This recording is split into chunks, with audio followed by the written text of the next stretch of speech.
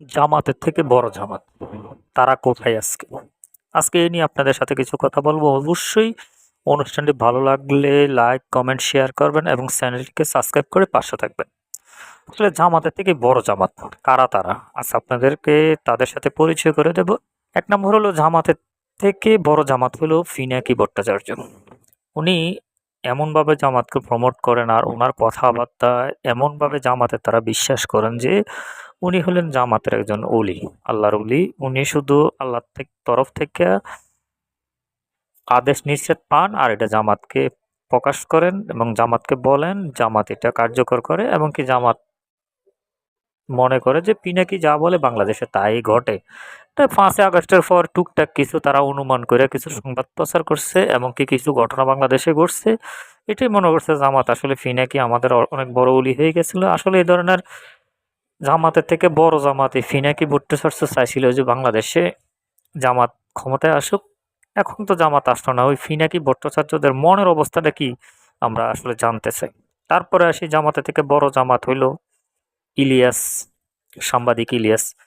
আসলে সে এমনভাবে এমন একটা লোক, সেও মনে করে যে সে যা বলে তা সঠিক এবং তার বাহিরে কোনো কথা ব্যাঠিক নাই। সে ইলিগেল সব বলতে আছে এবং জামাতে তারা ওইটা ভালোভাবে গ্রহণ করতে আছে। আপনার ১২ই ফেব্রুয়ারি আগে এই জামাত ক্ষমতায় বইসা গেছে, আপনার নাহিদকে মন্ত্রী বানায় দিতে আছে, আমাদের আব্দুল্লাহ মোহাম্মদ তাহেরকে মন্ত্রী বানায় দিতে আছে। এরকম অসংখ্য কথাবার্তা আমরা জামাতের আমিরের মুখ থেকে শুনছি। এটা আসলে সাংবাদিক ইলিয়াসও এরকম একজন জামাতের থেকে বড় জামাত। আরও একজন লোক আছে জামাতের থেকে বড় জামাত, এটা আপনারা অবশ্যই চিনবেন ভালোভাবে। আমার দেশ পত্রিকার সম্পাদক মাহমুদুর রহমান।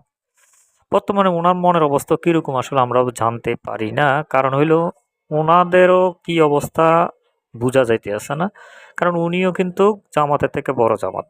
হ্যাঁ, উনারাও কিন্তু ১২ তারিখ জামাতকে ক্ষমতায় বসাইলা। আসলে গ্রামগঞ্জে ডু গ্রামগঞ্জে আসা যাওয়া করলে মানুষের সাথে কথা বললে বুঝা যায় সে আসলে কি পরিমাণ একটা জনপ্রিয় দল বিএনপি। ওই দলটাকে আপনার তুচ্ছ-তাচ্ছিল্য এবং কি চাঁদাবাজ প্রমাণিত করে ক্ষমতার বাইরে রাখার চেষ্টা করছিল। হ্যাঁ? ওই জামাতের থেকে বড় জামাতের এই মাহমুদুর রহমান আমার দেশের সম্পাদক। আসলে উনাকে আমরা যতটুকু জানতাম যে উনি হয়তোবা একজন নিরপেক্ষ সাংবাদিক হবেন। কিন্তু দেখলাম যে না, উনি আসলে চাটুকারিতামূলক একজন সাংবাদিক। বর্তমানে বুঝা যাইতেছে, হ্যাঁ? জামাতে চাটুকারিতা করতে আছে। তারা পারে না জামাতকে আসলে ক্ষমতায় বসায় দিতে। ১২ তারিখের পরে তাদের মনের অবস্থাটা কিরকম এটাও আসলে আমরা একটু জানতে চাই। তারপর আসি আরো কয়েকজন জামাতের থেকে বড় জামাত। এর মধ্যে একজন হলো ফরহাদ মাজাব। কবি, সাহিত্যিক, সাংবাদিক, কলামিস্ট। হ্যাঁ? ওর মনের অবস্থাটাও কিরকম আসলে আমরা জানতে চাই। কারণ এই ধরনের লোকগুলার মনের অবস্থা কিরকম হয়ে গেছে ১২ তারিখের পরে আসলে আমরা এখনো জানতে পারি নাই। তারপরে আছে জ্যাকব মিল্টন, কনক সরোয়ার। তাদেরও আসলে জামাতের থেকে বড় জামাত ছিলেন তারা।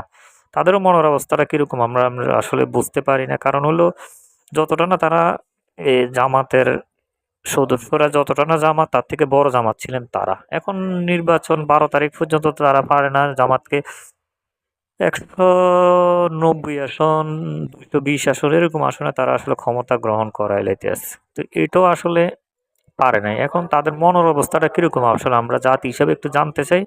যদি অনুষ্ঠানটি ভালো লাগে অবশ্যই লাইক, কমেন্ট, শেয়ার করবেন এবং তাদের মনের অবস্থা যদি কেউ জানতে পারেন অবশ্যই কমেন্ট করে জানাবেন। ধন্যবাদ সবাইকে।